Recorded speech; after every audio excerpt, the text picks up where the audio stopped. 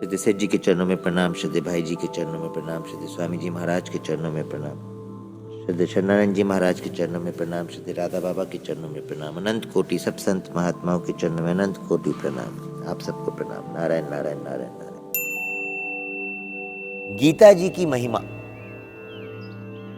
श्रीमद् भगवद गीता साक्षात भगवान की दिव्य वाणी है। इसकी महिमा अपार है, अपरिमित है। उसका यथार्थ में वर्णन कोई भी नहीं कर सकता। शेष, महेश, गणेश भी इसकी महिमा को पूरी तरह से नहीं कह सकते। फिर आम मनुष्य की तो बात ही क्या है।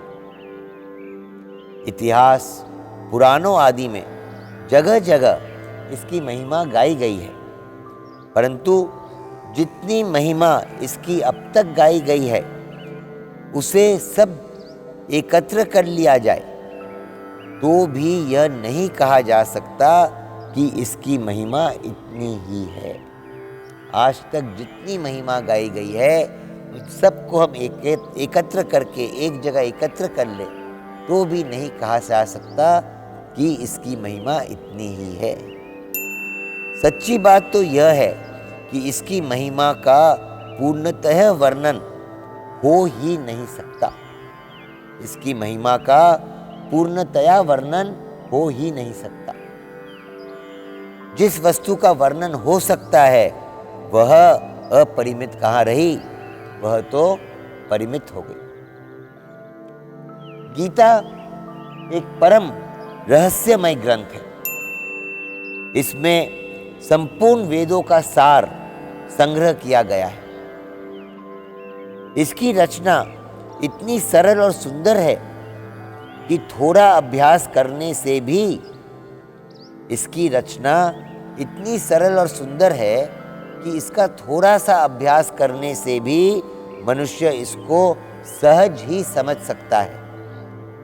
परंतु इसका आशय इतना गूढ़ और गंभीर है कि आजीवन निरंतर अभ्यास करते रहने पर भी उसका अंत नहीं आता। प्रतिदिन नए नए भाव उत्पन्न होते ही रहते हैं। इससे वह सदा नवीन ही बना रहता है एवं एकाग्रचित्त होकर श्रद्धा भक्ति सहित विचार करने से इसके पद पद में परम रहस्य भरा हुआ प्रत्यक्ष प्रतीत होता है। भगवान के गुण, प्रभाव, स्वरूप, तत्व, रहस्य और उपासना का तथा कर्म एवं ज्ञान का जिस प्रकार से वर्णन इस गीता शास्त्र में किया गया है वैसा अन्य ग्रंथों में एक साथ मिलना कठिन है। भगवद गीता एक ऐसा अनुपमेय शास्त्र है जिसका एक भी शब्द सद उपदेश से खाली नहीं है। गीता में एक भी शब्द ऐसा नहीं है जो रोचक कहा जा सके। गीता में एक भी शब्द ऐसा नहीं है जिसे हम रोचक या मनोरंजक कह सकें। इसमें जितनी बातें कही गई हैं वे सभी अक्षरशः यथार्थ हैं। सत्य स्वरूप भगवान की वाणी में रोचकता की कल्पना करना उसका निरादर करना है। सत्य स्वरूप भगवान की वाणी में रोचकता की कल्पना करना उसका निरादर करना है। गीता सर्वशास्त्रमयी है। गीता में सारे शास्त्रों का सार भरा हुआ है। इसे सारे शास्त्रों का खजाना कहे तो भी अत्युक्ति नहीं होगी। गीता का भली भांति ज्ञान हो जाने पर सब शास्त्रों का तात्विक ज्ञान अपने आप हो सकता है। उसके लिए अलग परिश्रम करने की आवश्यकता नहीं रहती। गीता का भली भांति ज्ञान हो जाने पर सब शास्त्रों का तात्विक ज्ञान अपने आप हो सकता है। उसके लिए अलग परिश्रम, अलग वापस किसी दूसरे शास्त्रों को पढ़ने की आवश्यकता नहीं रहती। महाभारत में भी कहा है, सर्वशास्त्रमयी गीता भीष्म पर्व में, परंतु इतना ही कहना पर्याप्त नहीं है। क्यों? क्योंकि सारे शास्त्रों की उत्पत्ति वेदों से हुई है। वेदों का प्राकट्य भगवान ब्रह्मा जी के मुख से हुआ है और ब्रह्मा जी भगवान के नाभि कमल से उत्पन्न हुए हैं। इस प्रकार शास्त्रों और भगवान के बीच में बहुत अधिक व्यवधान पड़ गया है, किंतु गीता तो स्वयं भगवान के मुखारविंद से निकली है, इसलिए उसे सभी शास्त्रों से भरकर कहा जाए तो कोई अत्युक्ति नहीं होगी। स्वयं भगवान वेदव्यास जी कहते हैं, गीता सुगीता कर्तव्या कि मन्ये शास्त्र संग्रहे या स्वयं पद्मनाभस्य मुख पद्माद्विनिसृता। महाभारत के भीष्म पर्व में ही वेदव्यास जी ने कहा कि गीता का ही भली प्रकार से श्रवण, कीर्तन, पठन पाठन, मनन और धारण करना चाहिए। अन्य शास्त्रों के संग्रह की क्या आवश्यकता है? अर्थात अन्य शास्त्रों की संग्रह की कोई आवश्यकता नहीं है, क्योंकि वह स्वयं, गीता जी स्वयं पद्मनाभ भगवान के साक्षात मुख कमल से निकली हुई है। पद्मनाभ भगवान के साक्षात मुख कमल से निकली हुई है। इस श्लोक में पद्मनाभ शब्द का प्रयोग करके महाभारतकार ने अर्थात भगवान वेदव्यास ने यही बात व्यक्त की है।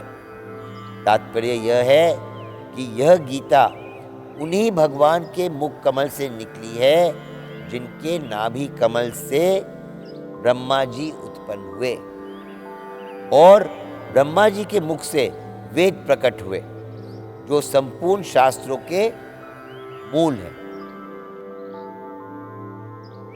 ब्रह्मा जी के मुख से वेद प्रकट हुए, जो संपूर्ण शास्त्रों के मूल है, और ब्रह्मा जी जिस भगवान के नाभि से प्रकट हुए, श्रीमद् भगवद गीता उस भगवान के मुख कमल से प्रकट हुई।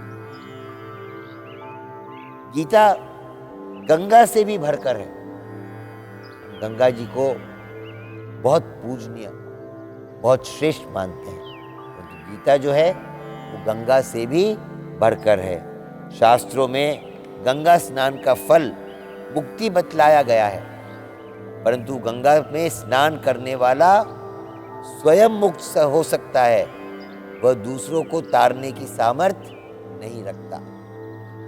गंगा में स्नान करने वाला केवल स्वयं मुक्त हो सकता है, वो दूसरों को तारने वाला नहीं बन सकता। किंतु गीता रूपी गंगा में गोते लगाने वाला स्वयं तो मुक्त होता ही है, वह दूसरों को भी तारने में समर्थ हो जाता है।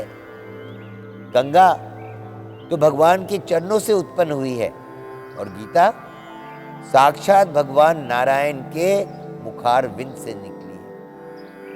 फिर गंगा तो जो उसमें आकर स्नान करता है उसी को मुक्त करती है, उसी को मुक्त कर सकती है, परंतु गीता तो घर घर में जाकर उन्हें मुक्ति का मार्ग दिखलाती है।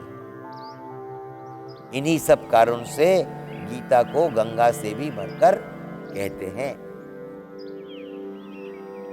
मंत्रों में सबसे श्रेष्ठ मंत्र, सबसे प्रभावशाली और शक्तिशाली मंत्र गायत्री।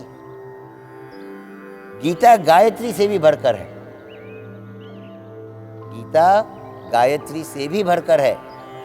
गायत्री जब से मनुष्य की मुक्ति होती है, यह बात ठीक है, किंतु गायत्री जप करने वाला भी स्वयं ही मुक्त होता है, दूसरे को वो मुक्त करने का अधिकारी नहीं बनता।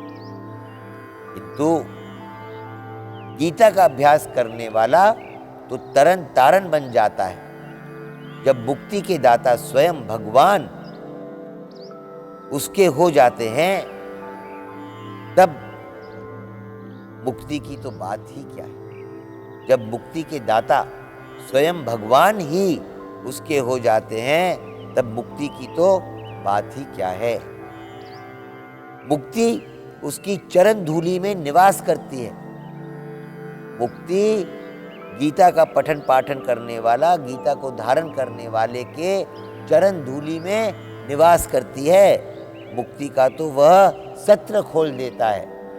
मुक्ति को तो वो मुफ्त में जिसको चाहे जब चाहे जैसे चाहे बांट सकता है। मुक्ति का सत्र खुल जाता है उसके द्वारा। नारायण नारायण नारायण नारायण।